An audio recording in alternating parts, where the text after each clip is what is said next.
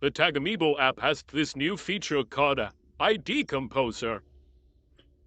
You can generate your own Amiibo IDs with this. The Amiibo ID is a number that identifies a kind of Amiibo. You can learn more by typing all this wording here. It gives you an idea on what the Amiibo identifier is and what the bytes represent, or what are the components of the Amiibo identifier. This composer gives you the ability to edit every single bit of an Amiibo identifier.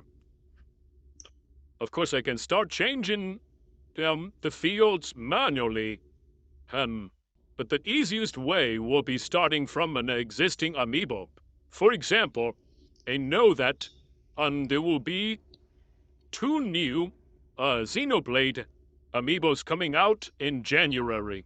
So I will start with the existing Xenoblade Amiibos, which belongs to the Super Smash Bros. Amiibo series. I'll start with this Mythra, which is the latest Amiibo of this kind. Now we have the ID loaded in the ID Composer. We can see that the game series is Xenoblade. Yeah, and the character is Mythra. And these are the 2 bytes combined to represent the game plus the character.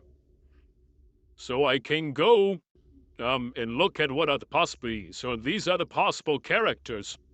So by looking at this number, I am guessing the next character in this game series is going to be 3.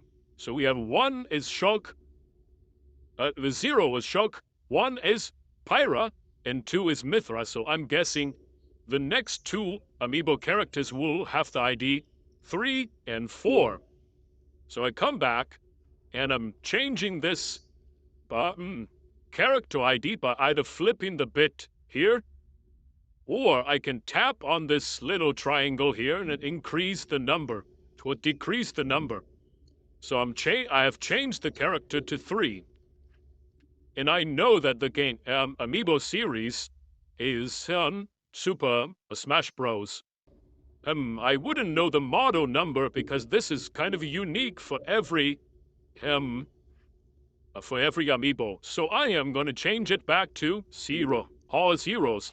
The real Amiibo that comes out will probably have a different model number, but that's okay.